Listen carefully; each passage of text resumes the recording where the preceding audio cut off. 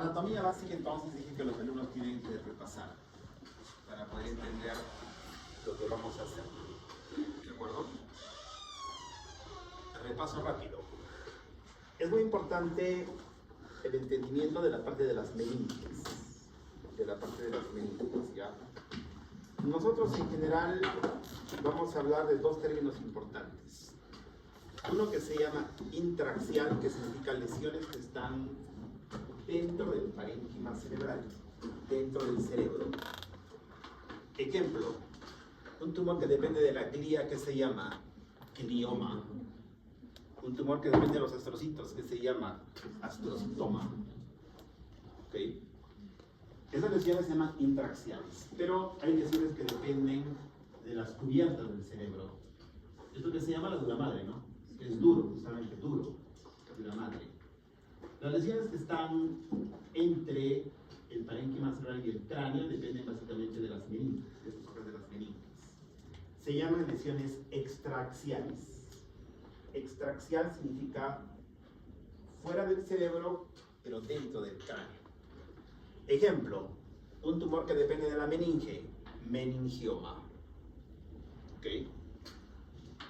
Un sangrado que esté encima de la dura se llama hematoma epidural. En general la terminología va como intraaxial o va como extraaxial. Dos posibilidades.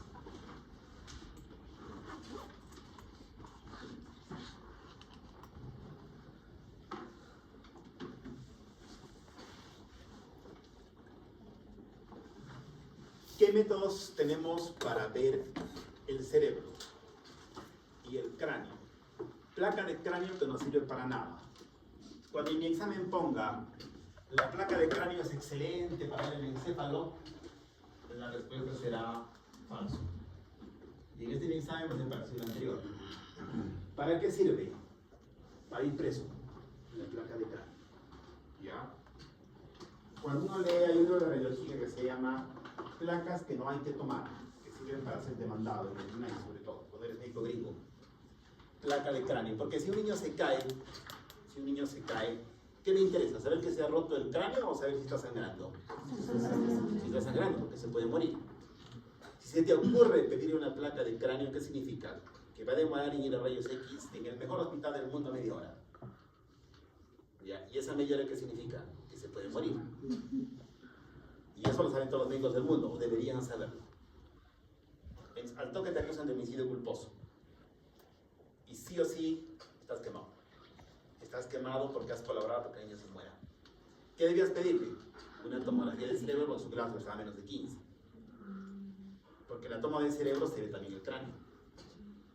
¿Para qué pido el otro? Significa que a propósito has pedido algo. Así lo piensan los fiscales. En todo el mundo, ¿no? Porque ellos son mal pensados.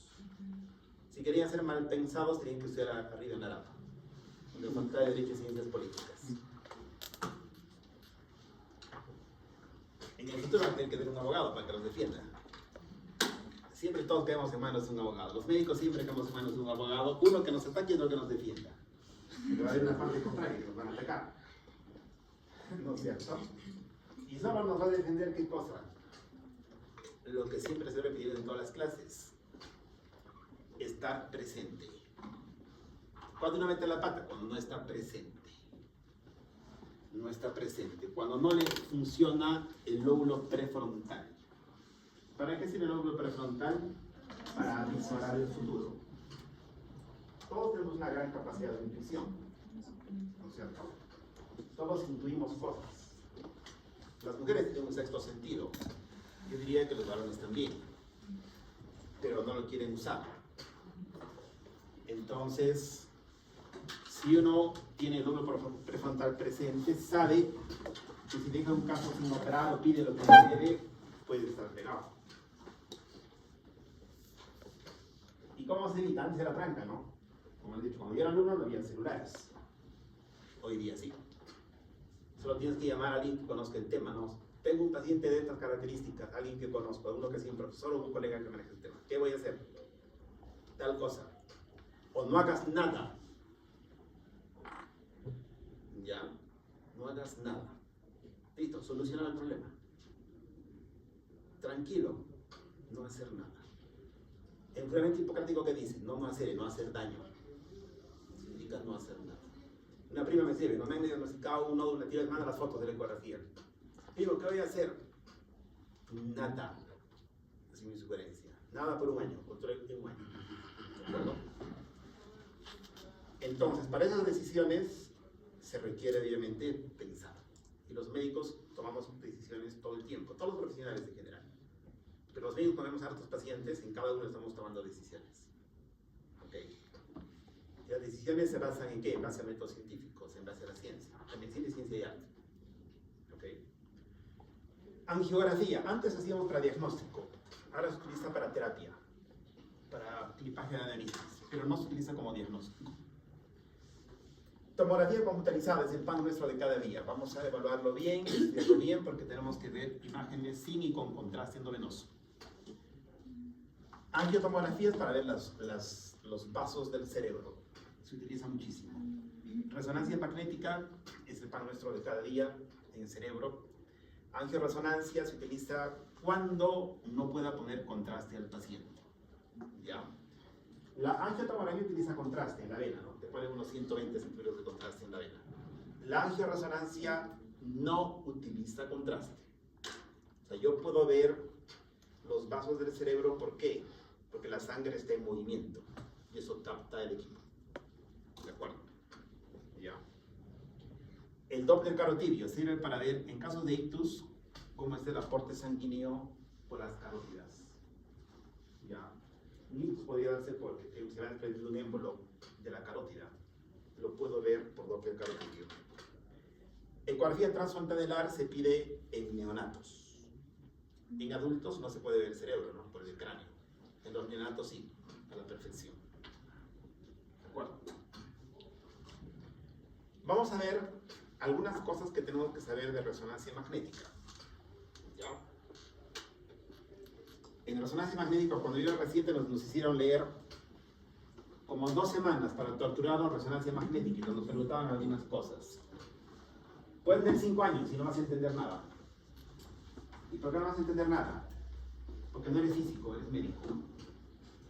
Así como para entender mi curso tienes que saber anatomía, y lo entiendes, porque tú eres médico y sabes anatomía, fisiología, histología y esas cosas. En resonancia magnética, los que manejan son físicos. Y cuando estudias cómo se forman las imágenes, habla un montón de neutrones y no sé qué de eso, y no entiendes nada. Al final, el profesor a los 15 días nos dijo, para manejar un carro, ¿quieres saber mucho de mecánica? Nada, bueno, un poquito. Igual manejas. Igual en este caso.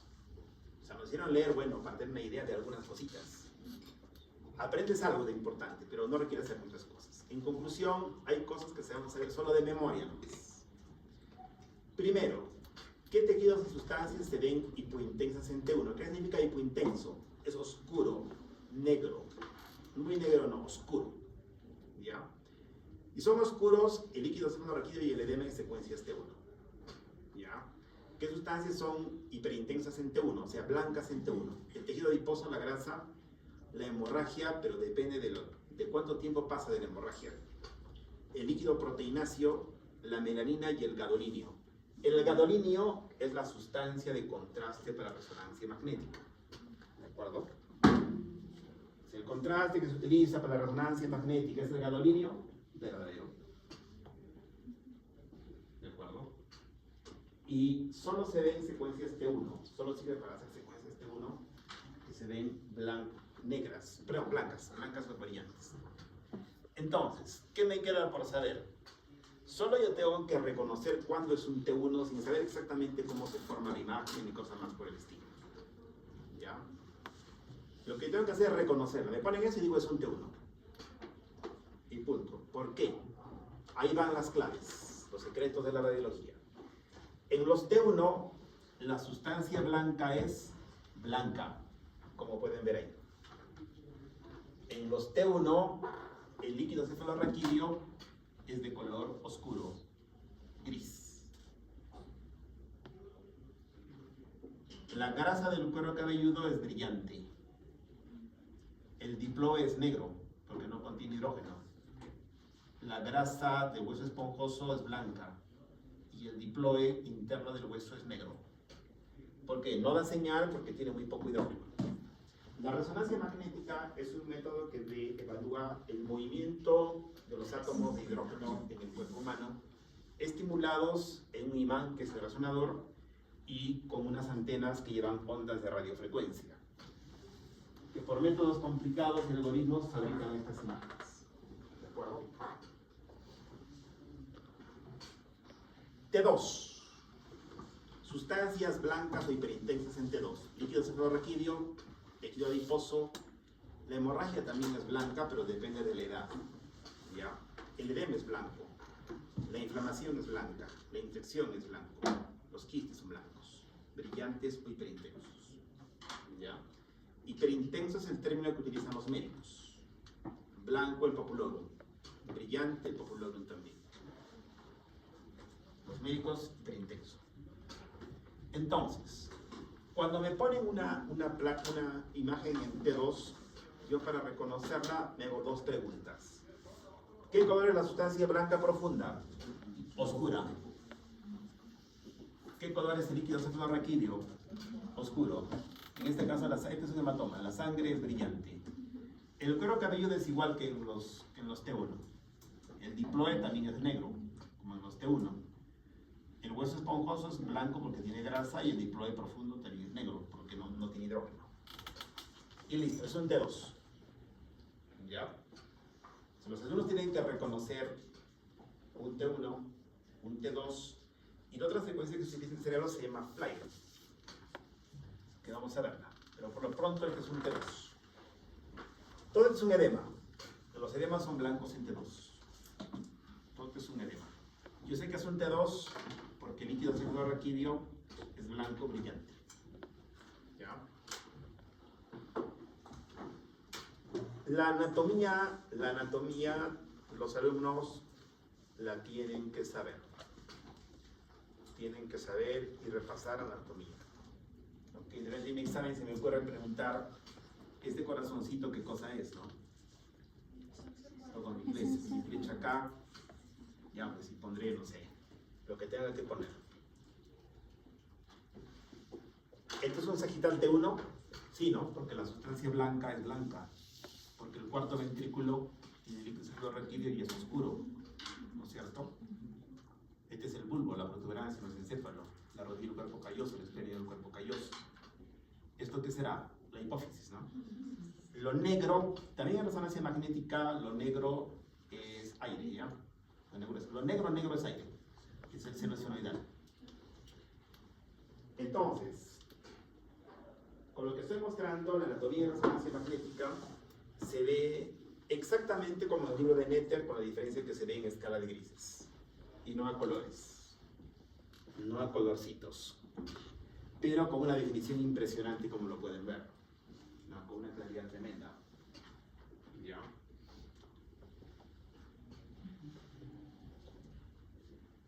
Entonces, en cerebro utilizamos tres secuencias.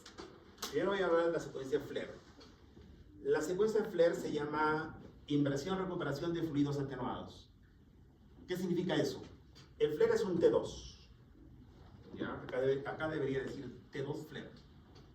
Es un tipo de T2. La sustancia blanca es negra, como pueden ver acá. La sustancia blanca es negra. Pero los líquidos se han suprimido. O sea, es como este, pero todo lo blanco se ha extraído.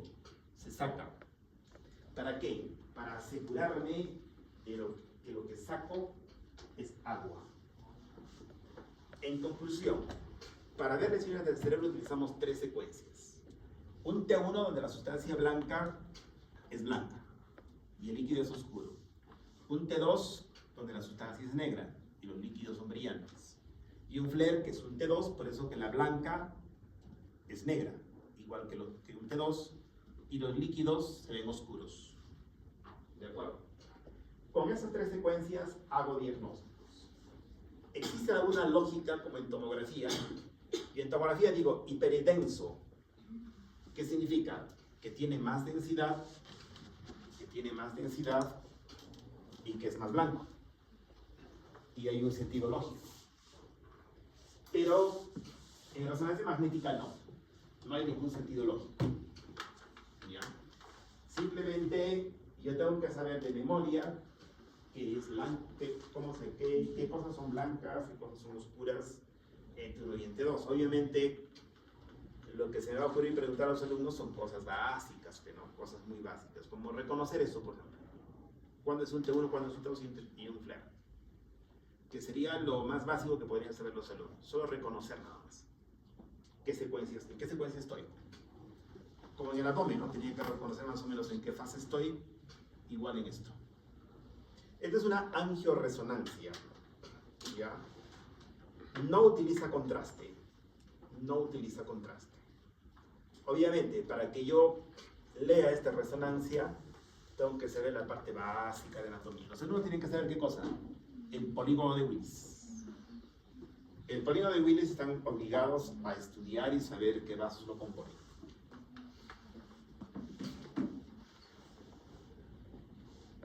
El sábado van a haber preguntas ahí, con flechitas. Es la arteria cerebral media, la cerebral anterior, etc. Placa de cráneo, ¿cuándo pedir? Para perder juicios y meterse en problemas. En conclusión, es la placa que no se debe pedir. Si bien es cierto, se podría ver alguna fractura, pero no. ¿Qué me interesa que esté fracturado el paciente? Lo que me interesa es que no esté sangrando. No se pide. Arteriografías no estamos haciendo ahora, solo se usan como tratamiento, no como diagnóstico. Lo que usamos es esto, y vamos a aprender a ver esto. ¿Ya? En general tenemos que ver la línea media, los ventrículos, cisternas, el parénquima, los huesos, los tejidos blandos y todo. Vamos a ir viendo poco a poco. Poco a poco. Primero, lo bien importante es ver apenas uno se enfrenta a una tomografía de cerebro. Tengo que ver que la línea media esté al centro. ¿Ya? Pero recuerden que el paciente le fue un chocua, el que viene mal viene así con su cabeza torcida. Entonces mentalmente tiene que corregir eso que está chueco. ¿Ya? ¿Qué estructuras existen en la línea media? La glándula pineal, que normalmente se encuentra calcificada, está al centro. Su segunda estructura de línea media, la hoz del cerebro, que separa los dos cerebros, el derecho y el izquierdo, y la vena de Galeno, que se ve como una estructura oscura. Todo eso debe estar al centro. ¿Ya? Tenemos dos cerebros, ¿no es cierto? El derecho y el izquierdo. Anatómicamente casi iguales y funcionalmente muy diferentes. Tenemos que estudiar también el sistema ventricular. ¿De acuerdo? Yo tengo que saber cómo se produce líquido en los plexos coroideos, cómo se reabsorbe líquido y cómo se mueve. Y lo básico, ¿no? Los ventrículos laterales, el tercer ventrículo, este es el tercer ventrículo, este es el cuarto ventrículo, que está por detrás del puente, y el acueducto de Silvio. Reconocerlo deben ser estructuras más o menos simétricas. ¿Todos los que estamos en la clase tenemos los ventrículos más o menos del mismo tamaño? No. Como toda la vida, como nuestras manos, ¿no? Ninguna mano es igual que la otra. Todos tenemos manos diferentes. Los viejitos tienen ventrículos más grandes. Siempre digo, poco cerebro para mucho cráneo. ¿Qué pasa cuando uno es viejito? Con estos árboles el cerebro se reseca. Se achica. Eso le llamamos cambios tróficos, los radiólogos informamos. En cambio, los bebitos tienen mucho cerebro y los ventrículos son más pequeñitos. ¿Ya? Las cisternas normalmente contienen líquido cefalorraquídeo, ¿no? Tenemos la cisterna supracelular, se llama pentágono en el argot de la radiología. La cisterna ambis o cuadrigémina, que se llama sonrisa en el argot radiológico. La cisterna prepontina, que es esta, y la cisterna magna se llama magna porque a veces es así, de ese tamaño, enorme. Magna significa grande. En algunos puede ser pequeña, en otros es más grande, pero son variantes de normalidad. ¿Qué contienen las cisternas normalmente? líquido cefalorraquídeo. Pero si tengo una hemorragia suprarraquidea, pues tendrán sangre. Si tengo una meningitis, podrán tener pus. ¿Okay? Depende, si estoy sano o tengo algo raro. Depende del caso.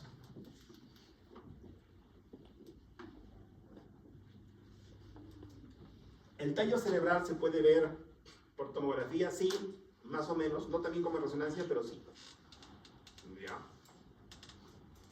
Acá ves todo el tallo cerebral bonito, obviamente por tomografía no se pueden ver los pares craneales, en resonancia se ven algunos pares craneales.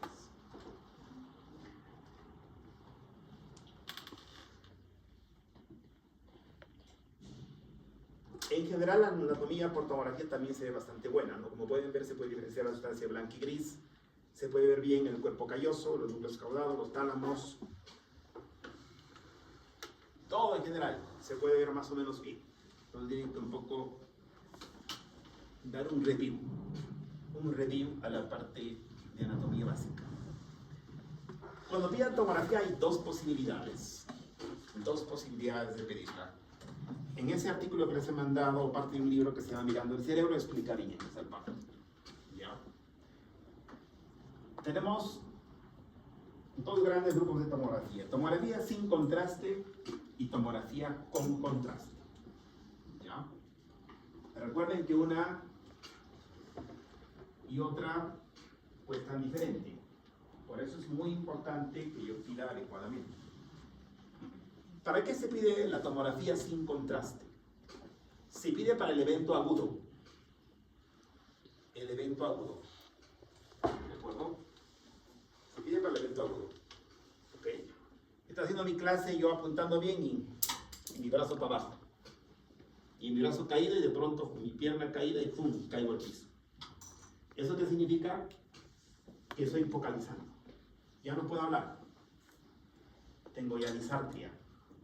Algo está pasando en mi cerebro. Es algo agudo. Estoy haciendo un stroke. Salgo a la puerta de la universidad y me llevo un carro. Es algo agudo. Mi cerebro podría estar sangrando. O de repente es un sangrado epidural. ¿Qué me tienen que pedir? Una tomografía sin contraste porque la sangre es de color blanco. ¿Y qué color es el contraste? Blanco. Blanco más blanco no lo veo. No lo veo. En conclusión, el evento agudo es menos de 3 días. Cualquier paciente que tenga patología neurológica de menos de 3 días se pide tomografía sin contraste. ¿Cuándo se pide? Generalmente por focalización, ¿no? O traumatismos. Que el rasgo baje. Se pide tomografía sin contraste. El objetivo principal es la búsqueda de sangrado. ¿Ya? Y luego tenemos la tomografía sin contraste. Perdón, con contraste. Siempre hay que preguntar igual que tomografía, ¿no? Si es alérgico no utiliza contraste. ¿Quién realza? Malformaciones vasculares. ¿Quién realza? Tumores. ¿Quién realza? Infecciones. En conclusión, para patología, pacientes que tengan patología neurológica de más de 3 días. Si bien es cierto, no he puesto ahora leer el libro de Radiología para Estudiantes de Arnold, denle una mirada a los títulos. ¿Cuáles son los problemas con los que los pacientes vienen con neurología? Un paciente que tiene una infección, ¿qué tendrá? De repente fiebre en picos y una gran cefalea brutal. De repente convulsiona. ¿No es cierto? A ese que le voy a pedir, tomografía sin y con. Claro, el libro de elección le pone resonancia magnética, porque él está imaginándose, digamos, un hospital que tiene todo. En ese paciente, como dice el libro en su primera página, ¿no? De elección se pide resonancia. Cuando ya pasan 3 días, de elección me pega resonancia.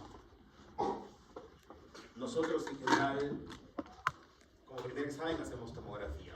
No hay problemas de mi examen, porque voy a preguntar cosas concretas. Cosas concretas. O en todo caso, como diga. Ya. En general, entonces, se utiliza contraste. De repente no digo ni tomografía ni resonancia, solo se utiliza contraste para esos casos. Otro caso. En primer ciclo, venía temprano a clases, era puntual, y en sexto ciclo llega tarde, no se peina, saca 9 para abajo. ¿Qué significa? Que algo está pasando en tu cerebro. Si bien es cierto, ese algo puede ser orgánico, ¿qué sería? Un tumor, un meningioma. Te puede producir eso. La segunda posibilidad que sea, idiotez. O sea que estás metido en vainas. Pero los médicos que tienen que descartar primero, organicidad. ¿Ya? No, lo trae, ¿no? Todo, mi hijo es guía de turismo, estaba recontra bien, guiaba un montón de turistas y ahora no guía a nadie. Y es su mamá. Todo el día está metido en la cama. El médico primero descarta ¿qué cosa? Organicidad. ¿Ya? Meningioma es lo más clásico. ¿Qué te cuentan? Doctor, mi esposo era un trome estacionando el carro. Ahora no puede estacionar. Llama a su hijo para que se lo estacione. Ya, pues le haces tomo, generalmente meningioma. Algo está creciendo en su cerebro que lo desorienta. O de repente en la hipófisis, que hace que esté creciendo y comprima los quiasmas ópticos. Pero algo está creciendo en su cabeza. Si nada está creciendo, ya pues será algún trastorno psiquiátrico, otras cosas. Pero los médicos primero descartan que no haya nada orgánico. ¿De acuerdo? Entonces, en todos esos que ya han pasado tiempo, contraste, pinturín. ¿De acuerdo? Porque yo no quiero ver sangre. Y quiero ver infecciones, tumores o malformaciones vasculares. 3 cosas.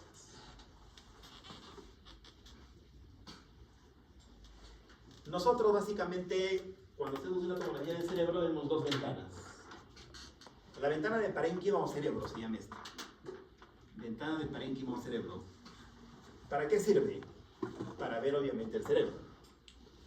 ¿Ya? Ventana de hueso. ¿Para qué sirve? Para ver obviamente el hueso. Que puede haber fracturas, metástasis, lesiones líticas, lesiones blásticas. Las tomografías se hacen en axial. Se hacen axiales. Pero con un botón yo puedo tenerlas en sagital y en coronal. Pero se hacen todas en axial. ¿Cuánto demora una tomografía de cerebro? 5 segundos. Más demora el paciente en subir al equipo que en bajarse. Más demora el tecnólogo en ponerle su nombre. Por eso que la tomografía es un método para usarlo en emergencia. De emergencia. Si hace resonancia magnética de emergencia, no. Manan, no. ¿De acuerdo? Resonancia magnética es electiva. Doctor, convulsiona. Hace 2 años sé que convulsiona. Resonancia magnética. Tiene cefalea. Hace 5 meses que no le calma con nada. Resonancia magnética. Tiene fiebre. Hace 5 meses. No saben por qué. Resonancia magnética. ¿Ya? Bien claro. Se cayó ahorita. Tomografía. Recuerden que tomografía demora 9 segundos. La resonancia magnética demora 20 minutos. ¿Ya? La resonancia magnética demora 20 minutos. Es para el paciente electivo. ¿Quién pide un montón de resonancias magnéticas? Los neurólogos. Los neurólogos no pueden vivir sin resonancia. Son dependientes de la resonancia. Y en buena hora. Cuando yo era estudiante y no había resonancia, cuando yo era estudiante como ustedes, se hablaba, ¿no? En el futuro va a aparecer resonancia magnética, se decía, ¿no? Era una cosa del futuro, iba a aparecer un día. Ya estaban los libros de medicina como que estaban en investigación. La tomografía ya había, pero no había en Cusco. No había en Cusco. Los neurólogos, ¿cómo hacen su diagnóstico?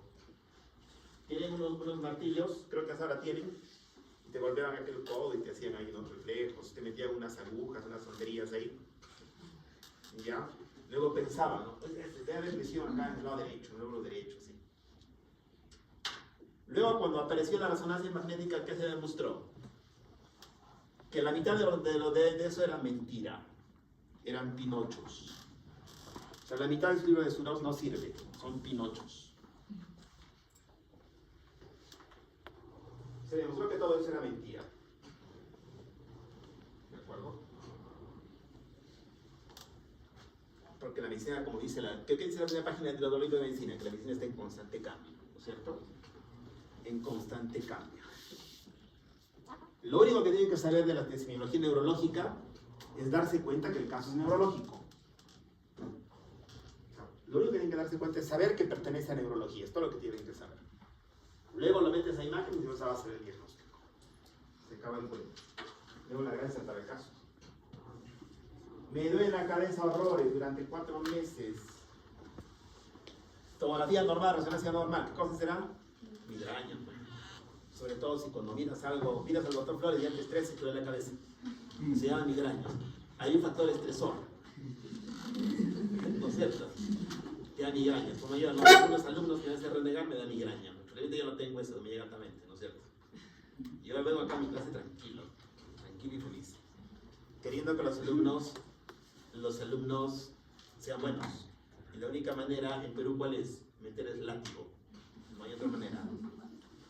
Ya lo empezamos con varios catedráticos, ¿no? De repente en otros países les queda voluntario. Los que quieren vienen, los que no, no. Y luego me arrepentiría porque jalaría la mitad. Ya calculé, ya hice unos experimentos durante hartos días y de ellos haciendo clases.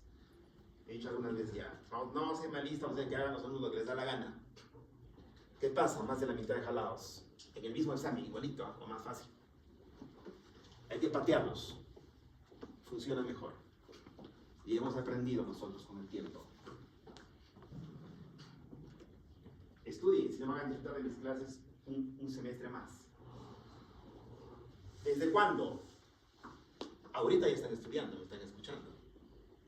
Todo cerebro tenían que ver hoy día, en la noche, ahora que tengan tiempo. Todo el capítulo del cerebro de su libro. Y preguntarse y responderse cosas. Avisorar. A ver, eso de doctor Pérez, ¿qué me va a preguntar de esta parte? No, uno está calculando, ¿no? Está calculando. Ya. Obviamente yo no voy a preguntar tonterías, voy a preguntar cosas importantes.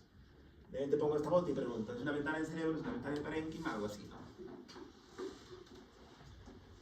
Pero no se estudia solo para saberlo y responderlo, sino también para saber vivir como médico. Si bien es cierto, todos los médicos generales cuando sean internos, todos van a ver tomografías del cerebro. Cuando sean internos. Pero luego, si hacen gerencia en salud, verán tomografías, jamás en su vida, pero sí en documentos. ¿No? Van a comprar un tomógrafo. Eso sí van a ver. ¿Serán dermatólogos? ¿Van a ver tomografías? No creo. Pero todos han pasado por lo mismo, ¿no? Y he visto granos, ¿cuándo? Cuando era estudiante. Pero de especialista veo granos. Veo manchas. Nada, de un radiólogo. Pero de alumno tenía que estudiar igualito, ¿no? Y me acuerdo hasta ahora, ¿no? Mácula, pápula, no sé qué vainas, dermografismo. Ya, no sé qué vainas, más vainas no sabía. Un nevo, una dermatitis seborreica, una ampolla. Hay que tener cuidado con los melanomas. Algo así, ¿no? Algo así. Todos los médicos, como somos generales, tenemos que ver todo. De todo. La radiología es parte de ese todo.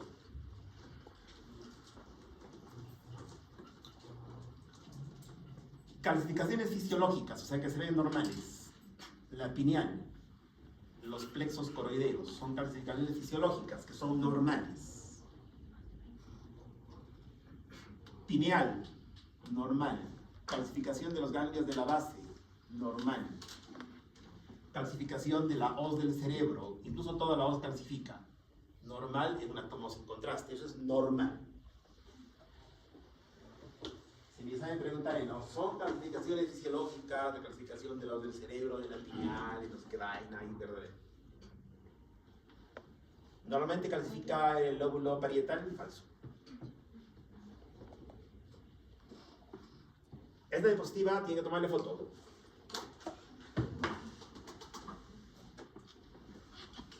Ahorita van a hacer esas preguntas en la siguiente imagen. Mi delegado me va a ir preguntando y voy respondiendo viendo la siguiente imagen.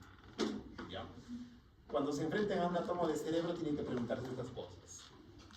En todos los casos. Todos deben ser de memoria esa foto. A ver, mi delegada, primera pregunta, Gaby.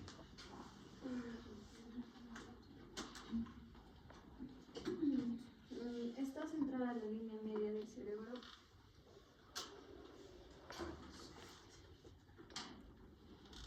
Verdadero, está centrada.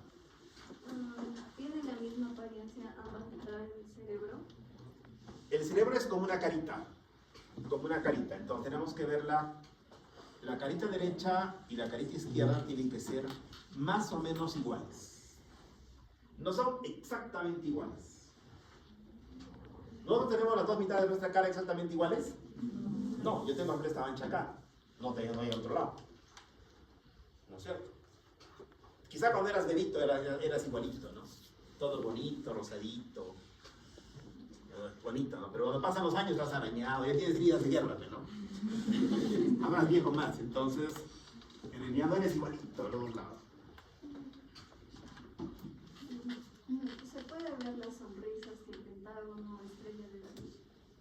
La sonrisa del sistema cuadrigeminal. Se puede ver la sonrisa perfecta, qué bonita sonrisa. Se puede ver el pentágono de David, que es el sistema supracelular. Está al centro. Está como tiene que estar. Siguiente pregunta. Se encuentra en la línea media del cuarto ventrículo y con qué apariencia más o menos simétrica. Está al centro y no está estrecho, es más o menos redondito, más o menos bonito.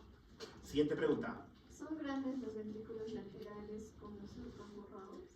Si fueran grandes y estuvieran los surcos borrados, ¿de qué estaríamos hablando? De hidrocefalia. La respuesta es no. Y así tiene que ser. Entonces, en general tenemos en tomografía un chinito que tenemos que verlo más o menos siempre. Entonces, en este chinito, ¿qué tengo? Tengo sus ojos, que son los ventrículos laterales. Tengo su nariz, que es el tercer ventrículo. Tengo su sonrisa, que es la estena cuadrigémina. Tengo sus bigotes, que son los valles silvianos. Y las arrugas de la frente, digamos, serían todos los surcos. ¿Ya? Si todo eso se da, estoy normal. ¿Ya? Yo veo eso normal y digo normal, no pasa nada. No pasa nada. Siguiente paciente, que se vaya a su casa ese paciente. Doctor, le flota la cabeza, que se vaya, no tiene nada. Punto. Le haremos algo para que esté aliviado. Los médicos tienen que aliviar a su paciente.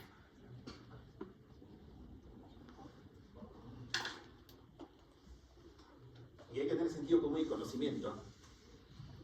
Ayer casi golpeo a los papás de una señora de cólera. Le dolían las piernas ya a la señora. Y le hacen masajear con terapista, no sé qué, con qué vaina desde la espalda. Veo su tomografía y tenía fractura de columna. Una fractura de columna. Obviamente, un médico con sentido común sabe que si duelen las piernas, sobre todo tiene radiculopatía, o sea, dolor tipo de adormecimiento, el problema viene de la columna, no es de la parte local. Y cualquier terapista físico lo primero que debe ver es una tomografía de columna o una placa de columna. Si la columna está normal, hágame lo que sea. Estíreme, apriéteme, masajéenme, métame a electricidad, agua fría, agua caliente, lo que sea. Pero si estoy con algo roto, nada. Requiero analgésicos. Cada caso es diferente. No todos los casos son iguales. Angiotomografías. Bueno, esto es para especialistas. Ya, pero tienen que saber que se pide para descartar, por ejemplo, una estenosis de arteria carótida. En casos de ictus se pide angiotomografías. Los alumnos deben saber, lo estoy diciendo bien claro, el polígono de Willis. Lo que nosotros vemos, obviamente, es la carótida está estrecha, delgada. Estamos viendo y nos vamos dando cuenta, más o menos, que puede haber. Obviamente es un mundo un poco más complicado. Doppler carotidio, ¿para qué se pide? Para ver la vascularización de las arterias del cuello, para ver si la sangre llega bien al cerebro. En estado normal, el flujo llena la arteria de extremo a extremo, ¿no? Todo está lleno. En estado patológico, ¿qué tengo acá? Una tremenda placa. Puede haber placas anchas, que estenosan la carótida. Y puede haber placas más delgadas que no estenosan, pero pueden condicionar el problema. ¿Qué le dan los neurólogos? Medicamentos para bajar el colesterol. ¿No es cierto? Utilizan atorvastatina, utilizan un montón de medicamentos. Estatinas y otros medicamentos nuevos también. Esto se llama complejo medio-intimal, la capa que cubre la carótida. Cuando los radiólogos les decimos que está grueso, ellos aplican un tratamiento clínico. Para eso sirve, ecografía Doppler. También el grosor del complejo medio-intimal es un factor pronóstico para ictus.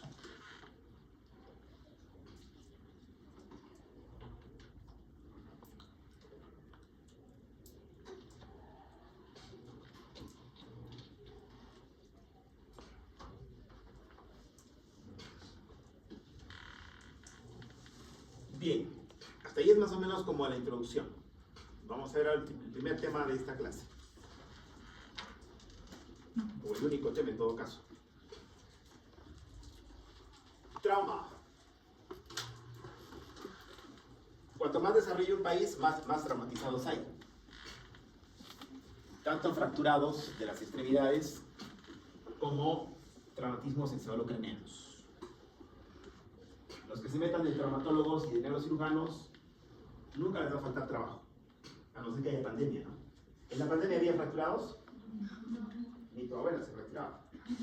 Estaba tirada en su cama todo el día, temblando de miedo. Pero luego todos salen en su moto, acaba la pandemia, correteando en su moto. Ya pues, en Maldonado y a Granel ahí traumatizados. Todos andan en moto. Te vas con el neurocirujano y la celinda. Vas a operar todos los días a Granel. No solo cerebros, traumatólogos, sino piernas, brazos rotos. Y uno placas, por ejemplo, todos los días, ¿cuántos fracturados habrá en Cusco? Unos 40, 50 fracturados. Hay 70 traumatólogos en la ciudad. O sea, todos en chamba. Porque huesos rotos de diario. ¿Qué se pide cuando llega un paciente traumatizado, tequeado y que tenga menos de Glasgow menos de 15? Tomografía sin contraste. Como el TEC no solamente es un traumatismo, ¿no? También es bala, como esta. Un balazo también es TEC. En sitios violentos también corren balas. Esto es parte de la tomografía, el SCAU. Por eso no se piden placas ahora, ¿no? Porque como pueden ver, en la tomografía ya te hacen una placa de cráneo. Pero en la placa, en la tomografía obviamente va a haber sangre, ¿no? El impacto de bala está por acá, pero la sangre se pone por todo lado. Y va a fulminar al paciente cuando se produzca edema. Y eso matará al paciente. Entonces en TEC se pide tomografía cuando el Glasgow está a menos de 15. ¿Qué cosa mides en el Glasgow? Apertura ocular. ¿Todos los alumnos están con los ojos abiertos? Casi todos, ¿no? De vez en cuando algunos los veo medios dormitados. Los veo medios torombolos y los digo, deben estar bajo los efectos de ayahuasca, de algo, o el profesor es malo, o está medio fumado y no le gusta la carrera, o algo está pasando, ¿no?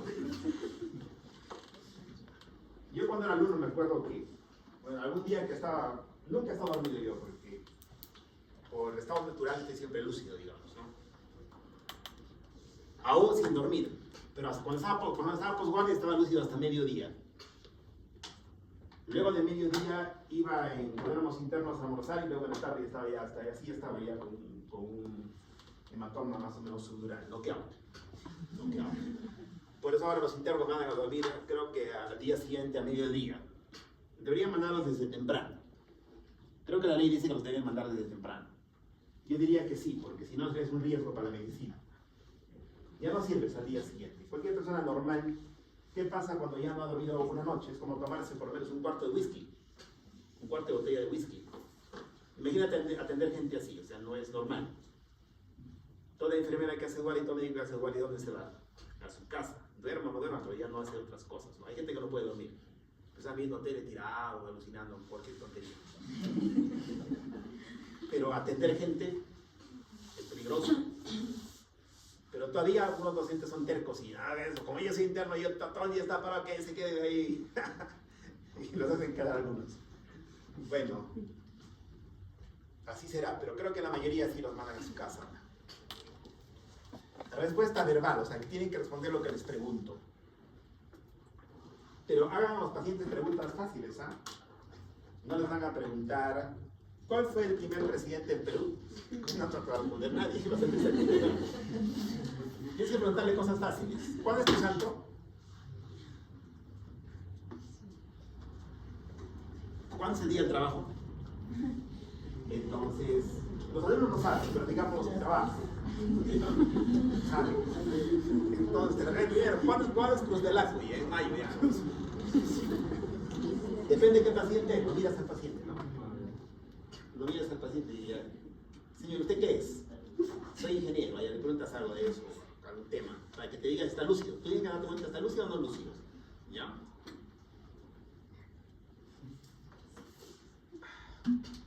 Le pregunta, señor, ¿y su resonancia magnética es un T1 o un T2? Claro, cero. Respuesta motora. Levante el brazo. Bien. 15.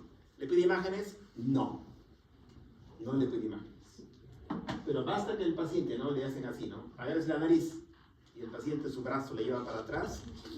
Basta que haga eso y ya sabes que algo está pasando en su cabeza. Golpea por estar sangrando. Le pides tomografía al toque. Ya. Hacer el lado es muy, muy importante. Abra los ojos y se le cierran. O sea, no están en las 15. No. Basta que el gas baje de 15 y se pide tomografía. Si está en 15, no. ¿Qué se hace? Se espera. ¿Cuántas horas? 6. Si en 6 horas el paciente no cambia, su grado sigue siendo 15, no tiene nada. Se va a su casa. Algunos que quieren estar 100% seguros le piden tomografía al paciente. Va a ser normal, se va a su casa. En un traumatismo craneoencefálico las lesiones pueden ser intraaxiales, acá, dependiendo del parénquima cerebral, de la sustancia gris y blanca, o pueden ser extraaxiales, o sea, epidurales, sudurales o subaracnoideos, de esta parte. ¿Ya?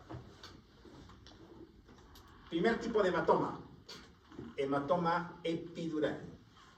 ¿Qué forma tiene? Forma de limón. ¿Por qué? Porque sangra la arteria meningia media. Porque este sangrado no puede atravesar las suturas, no atraviesa las suturas. Hay que decir al neurocirujano cuánto mide esto. Te pregunta, ¿no? ¿Está desplazada? ¿Se ven bien los ventrículos? Falso, no se ven los ventrículos. ¿Está desplazada la línea media? Sí. ¿Hay fractura frontal derecha? Sí. ¿Llamaré al neurocirujano? Sí. Listo, 20. ¿Ya? Siguiente caso. Hematoma subdural. ¿El sangrado tiene forma de plátano o de media luna, o sea que atraviesa las suturas? Sí. Puede ser agudo, o sea blanco. Puede ser crónico, o sea oscuro. ¿Está desplazada la línea media? Sí, está desplazada. Sí. Hay que decir cuánto mide esto. Este es un crónico reagudizado. Será negro, pero ha vuelto a sangrar. ¿Por qué puede pasar esto? Porque el sangrado es venoso. En el hematoma epidural el sangrado es arterial. Si me cortan una arteria ahorita ustedes aquí, yo puedo echarle sangre hasta el último alumno. Desde acá le chusqueteo sangre. Los mojo a toditos. Pero si me cortan una vena, ¿dónde va a caer la sangre? A mis zapatos. Y va a caer gota a gota. Poquito a poquito. Entonces, esto se produce lentamente. Y a veces tan lentamente que el paciente ni va al hospital. ¿Un alumno podría estar en mi clase con un hematoma subdural? Sí. ¿Podría estar dictando clases? No. Porque ya no estaría tan bien. Pero sentadito, tranquilo, así dormitando, así. Medio así. Así podría estar, ¿no? Algunos los veo de vez en cuando medio dormitando. Medio dormitando, así lo veo, ¿no? O sea, como que están con un subdural. Y pienso, digo, no creo, digo, ¿no? El problema es cuando veo a un alumno lúcido, que siempre está lúcido, y luego lo veo noqueado. Ahí sí pienso que puede negar. Pero desde el primer día de clase yo los observo y digo, no, ya veo uno que está así medio. Y hasta que acabe el semestre está igualito. Entonces, y ya es normal, digamos. Es un estado natural.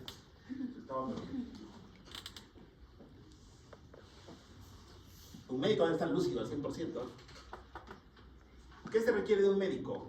Es un personal que esté altamente preparado para trabajar bajo presión, bajo estrés. Pero manteniendo la calma en la tempestad. ¿De acuerdo? Es la parte clave. ¿Y cómo se mantiene la calma en la tempestad? Solamente estando focalizado en lo que tú vas a hacer. nada más.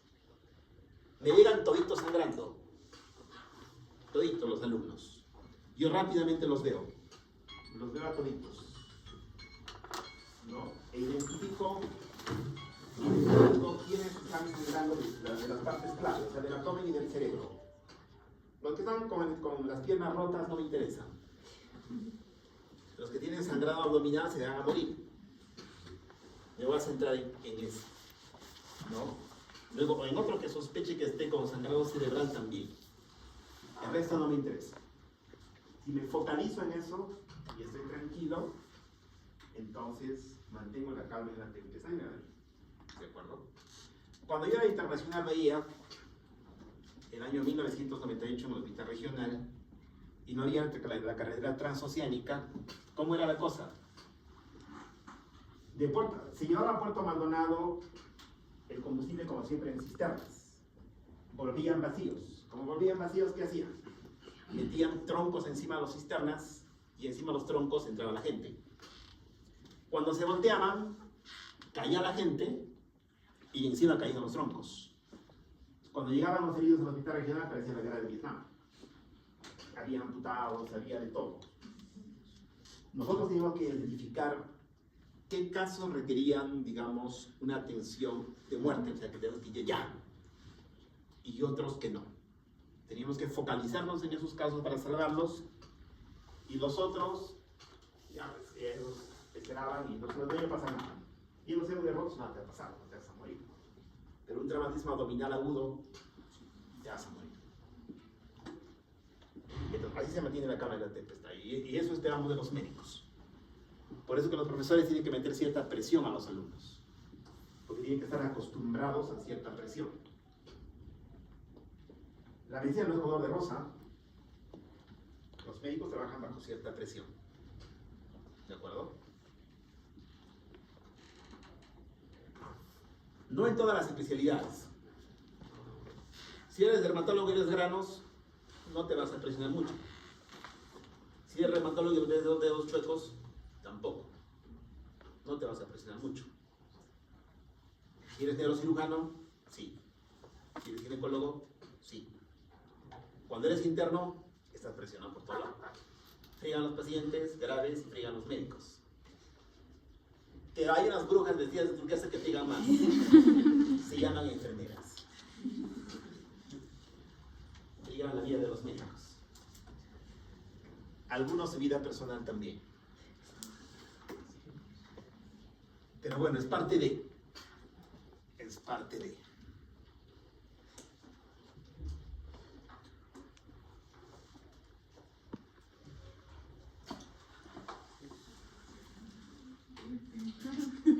En mi examen, no voy a preguntarme, primero les voy a decir, no, es un hematoma epidural verdadero porque es limón.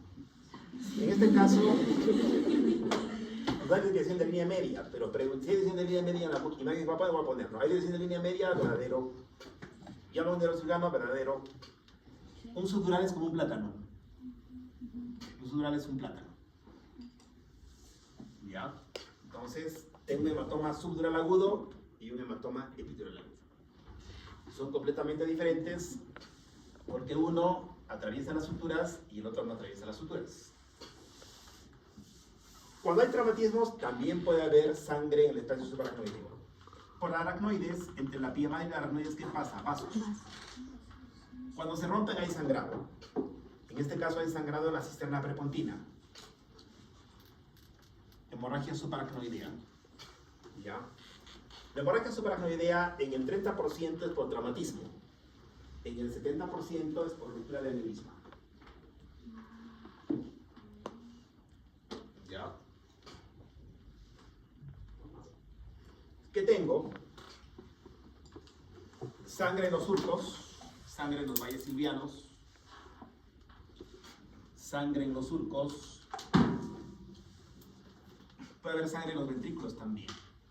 Por eso en mi examen te voy a preguntar la clasificación de Fisher de hemorragia subaracnoidea. En este examen dije que iba a preguntar las tres cosas que he dicho, he preguntado. He preguntado un divertículo en grado 1, un 1, he preguntado un Bosniak 1 y he preguntado un Gary 3. En este examen preguntaré, no sé si en Fisher 1, 2 o 3, o 4, 5, 6 o 7, no sé los que existan. ¿Quién tiene que saber eso? Los alumnos que tienen que estudiar. Obviamente antes yo vociferaba, ¿no? Pero ahora no. Que me doy cuenta que los alumnos tienen que estudiar. O sea, hoy día tendrían que aprender eso. Saben que les va a preguntar una en el examen. No solamente yo, cuando sean internos, los profesores de todos los días les van a preguntar. Cuando vean esto, ¿qué es Fisher? Les van a preguntar. Estoy dando los secretos de la radiología. No solo para mi examen y para su vida, sino para su examen de NAM y para todo. Les van a preguntar eso. Lo que estoy diciendo, todo lo que estoy diciendo yo, y si consigo el examen en NAM, van a ver que se concentran. ¿Ya? Si yo lo selecciono es porque tengo experiencia y sé qué es lo que sirve a los alumnos. Se llama Fisher. Bueno. No sé qué Fisher es este, pero ustedes lo tienen que saber en la noche.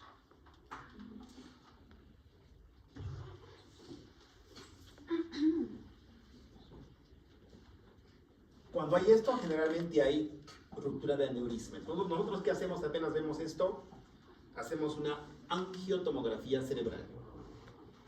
¿Ya? Hacemos un angiotomo. En este caso, aquí está el aneurisma, ¿no? Este es el aneurisma. Esta es parte de una arteriografía que ya no hacemos, pero igual se ve en la angiotomografía también. Es un aneurisma, ¿ya? De la cerebral media izquierda. El paciente, ¿qué te va a contar? Si es que vive.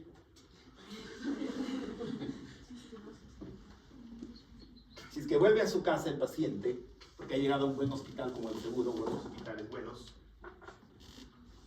le hemos hecho diagnóstico a tiempo, te va a contar, doctor, he tenido el peor dolor de cabeza de mi vida. Es clásico en los libros de medicina. El peor dolor de cabeza de su vida, ¿qué cosa es? La ruptura de un aneurisma. El paciente dice que le ha metido un fierro a su cabeza, realmente narra que le ha entrado algo en su cabeza, es brutal el dolor. Tanto que al paciente lo priva generalmente unos 30 minutos. Generalmente el paciente llega al hospital y en coma. Pero en su casa está en la mesa y de pronto se agarra la cabeza del paciente. Se pone a vomitar, llega al baño y realmente queda tendido y botado ahí.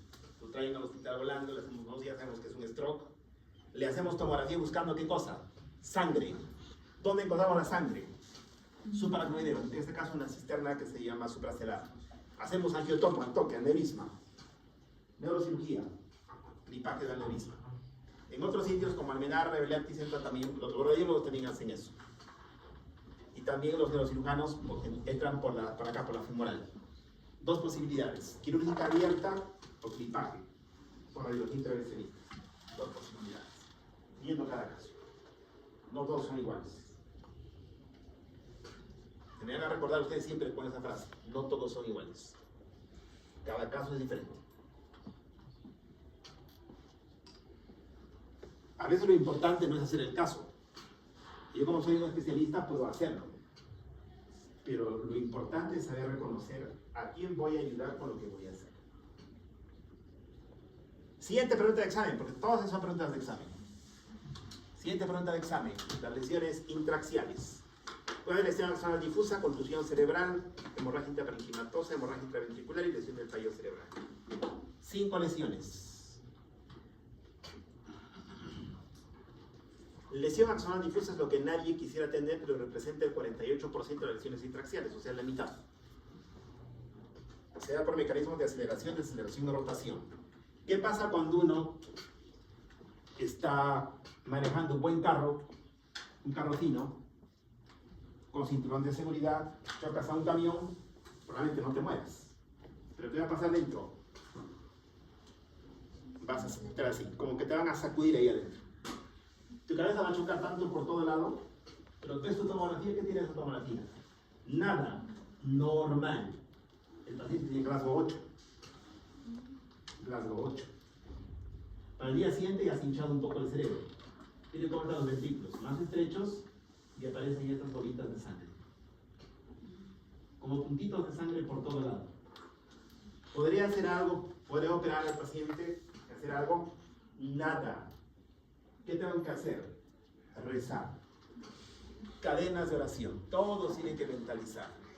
que se va a sanar ese compañero, ese colega se va a curar. Tienen que unir sus mentes, de repente pasa algo, pueden pasar cosas. Nadie sabe lo que puede pasar. No desahucien pacientes, hay casos que pasan cosas raras y que salen. Por eso cuando te preguntan, tú dices, no, la literatura dice que la mayor parte de casos tiene mal pronóstico, pero dicen la mayor parte de casos, no todos. ¿Ya? Cuando dices todos, friegas la cosa. Recuerda en cada no te puedes arrepentir, ¿eh? Porque siempre los pacientes te están grabando, así como ustedes a mí. ¿No es cierto? Entonces, te están grabando y tú cuando dices todos, no. Tú dices, doctor, ¿y cuál es el pronóstico de este caso? La literatura dice que la mayor parte de casos van mal, pero también hay un porcentaje de casos que van bien. Y doctor, ¿y de qué depende? De Dios. Listo. Los médicos vamos a hacer lo que se puede hacer en estos casos. La mayoría, y generalmente algunos salen casi milagrosamente, y otros no. Todo, la edad es igualita.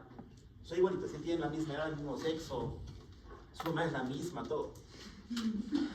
Pero las cosas son diferentes. ¿Los hermanos son iguales? No, son diferentes.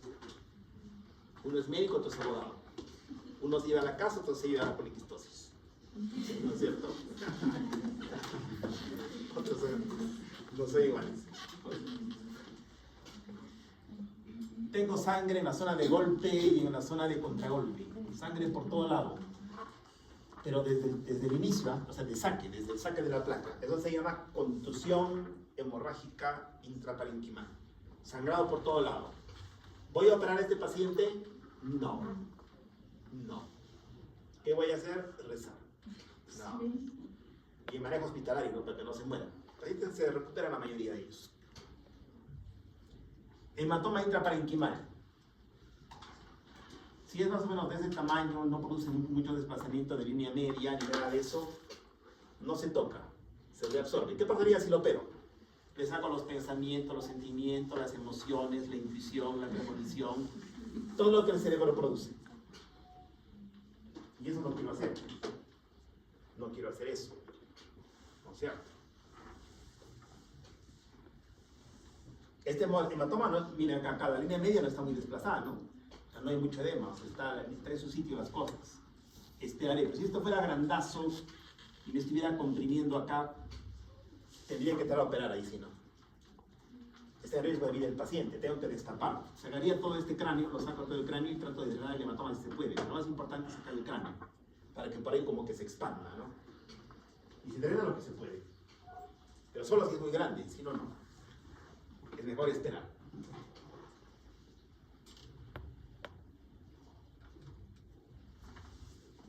Hemorragia intraventricular. ¿Hay hemorragia intraventricular? Verdadero. ¿Hay hidrocefalia?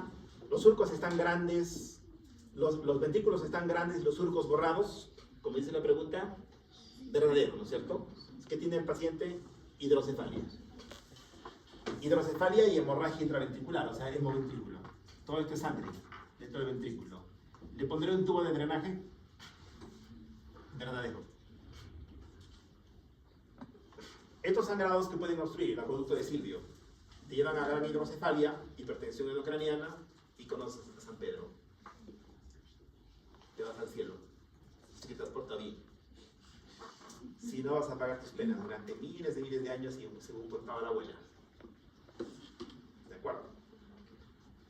La cosa de ya, rápido ya, el drenaje al toque, el pronóstico malo, como dice acá, ¿no? Mal pronóstico. Mal pronóstico. Porque la sangre te va a obstruir todo, ¿no? Te tapa todos los acueductos que hay en el cerebro. Rushka, Mayendi, Silvio, todas esas cosas. Y el cerebro se hincha y está fregado.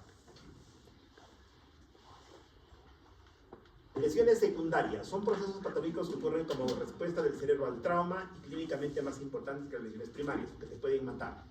Principalmente, ¿quién te mata? El edema. El edema mata a los pacientes. Mata a los pacientes. Las lesiones cerebrales matan a los pacientes. Las hemorragias, infartos secundarios, depende del caso, y las infecciones también pueden matar a los pacientes. Si tengo una gran fractura de cráneo por un traumatismo abierta, me trae una infección que me puede fulminar. ¿No es cierto? ¿Se diferencia aquí la sustancia blanca y gris? Nada, ¿no? Todo parece una mazamorra. No hay surcos. Los ojos están estrechos. ¿Qué cosa es esto? Un edema cerebral difuso. ¿Quién lo produce? Los traumatismos, las infecciones, los tumores. Eso va a matarme. Los pacientes pueden tener dos tipos de edema. Un edema que se llama vasogénico, que compromete la sustancia blanca. Tiene forma de una mano.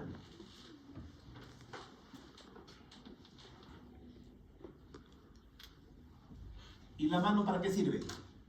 Para agarrar algo. Cuando vean un edema vasogénico, siempre agarra algo. En la sin contraste no se ve, pero si le pones contraste vas a ver generalmente aquí en la palma de la mano te va a brillar un tumor o una infección te va a aparecer acá. En la sin contraste no lo ves. El radiólogo ya dice, pídanle tomografía con contraste o resonancia magnética con contraste. Se llama edema vasogénico que compromete la sustancia blanca. Se da principalmente infecciones y tumores. Es edema citotóxico, todo está negro, o sea, todo está edematizado. Compromete la sustancia blanca y gris, desvía la línea media, se asocia a qué cosa? A infarto isquémico. Los traumatismos pueden tener una cuota de ambos. Ya, una cuota de ambos. Estos edemas matan a los pacientes. Por eso que los médicos apenas llega cuando oyen esto, que le dan al toque al paciente, corticoides y manitol. Y si es demasiado el edema, ¿qué tienen que hacer los dedos cirujanos? Destapar. Destapar. ¿Qué hace cuando tienes un sistema de compartimento de los dermatólogos? Tengo mi brazo hinchado. Cortarlo. Cortarlo, porque si no se te mueren las arterias y todo, ¿no? Igual los neurocirujanos. Si está muy hinchado, ¿qué te hacen? Te destapan el cráneo. Te sacan gran parte del cráneo. Para bajar porque la hipertensión endocraniana, edema, el edema, vómitos, te va a fulminar. ¿Ya? Entonces ellos se tienen que destapar rápidamente la cabeza. Tipos de hernias. Primero, ¿qué tipo de hematoma es este? ¿Será un hematoma epidural o subdural? Epidural. Epidural, porque son de limón. Los epidurales, mira la belleza de este esquema. Es que esa la dura, la fractura, ¿no es cierto? ¿Qué pasa? ¿Por qué tienes que llamar de los cirujanos? Porque hay una hernia estufalcina, ¿no? Se desplazamiento de línea media. Esto es la falsa o la hoz del cerebro. El cerebro se está herniando. ¿Ya? La zona del nervio uncal. Esto es la piedra del cerebelo. En su borde medial puede herniarse hacia el cerebelo una parte del lóbulo temporal que fulmina al paciente. ¿Ya? Luego hay una hernia que se llama transitorial, que es el número 3. El 4 es la hernia externa, o sea, te rompes el cráneo y sale un poco de la masa hacia afuera. ¿Esto será un platanito o será un limón? Un platanito. Es un hematoma subdural. Está comprimiendo el cerebelo y está produciendo el 5 tipo de hernia. Que la amígdala se meta. ¿Cómo se llama el agujero por el que pasa la médula espinal hacia el cerebro? Magno. Te comprimen el bulbo y la médula en el agujero magno y te puedes ir a conocer a San Pedro. ¿De acuerdo? Por eso cuando hay estas cosas, tú tienes que cacaraquear. Lo que les he dicho, ¿no? ¿Por qué se come huevos de gallina y no de pato? ¿Por qué se come huevos de gallina y no de pato? ¿Qué hacen las gallinas luego de poner huevos? Hacen bulla, cacaraquean. ¿Qué significa? Cuando llega un paciente al hospital con un stroke, ustedes tienen que cacaraquear, auxilio, tengo una toma epidural. O cuando llega una mujer no sé, sangrando y no tienes que cacaraquear. Si cacaraqueas, vas a salvar a tu paciente. Si te quedas calladito, hay un hematoma epidural grave que está medio diagnosticado con rasgos 14, se hace calladito y no dices nada y no llamas al cirujano, nada. Se va a morir tu paciente, luego tu papelito cómplice. cómplice de un homicidio. En cambio, si en tu teléfono aparecen 80 llamadas al neurocirujano, 80 llamadas al jefe de guardia, porque tú como interno no vas a operar a nadie, pero tienes que cacaraquear, hacer un escándalo. ¿De acuerdo? Entonces es muy importante el cacaraqueo. ¿Qué hacemos en el hospital nosotros cuando llega por ejemplo, un paciente con stroke? Le van a poner un sello grande que dice código ictus. ¿Qué significa? Que en radiología cuando veamos eso nosotros no. Ya todos esperen, esta estamos buscando bien primero que todos. Dibujamos primero que todos. Ya. Y ya nosotros todos de acuerdo para que el cacaraqueo sea solo un sello nomás que dice ictus ahí. Pero igual ustedes tienen que ser cacaraqueadores. ¿De acuerdo? Igual cuando quieras ser un médico famoso, ¿no? Si quieres ser un médico famoso y de repente eres cirujano y vas a hacer una operación compleja, te vas a la prensa. ¿Qué vas a hacer? Cacaraquear. ¿Te conoces? Pero tu cacaraqueo dura poco si no eres bueno. Si eres bueno, dura para siempre. Un médico bueno tiene que serlo y parecerlo. Serlo y parecerlo. ¿De acuerdo?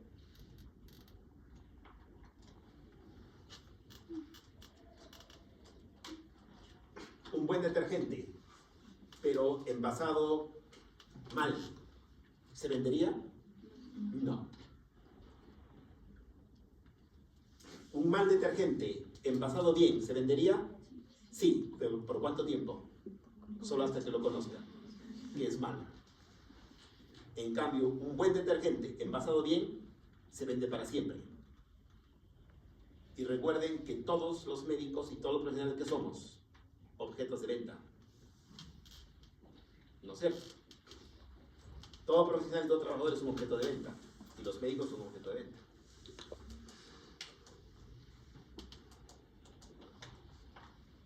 Eso uno ve en el mundo financiero, pero eres un objeto de venta.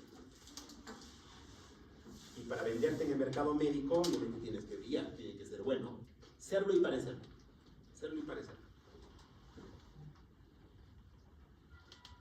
Listo, entonces ustedes van a cacaraquear y llamar al neurocirujano inmediatamente si ven estos casos.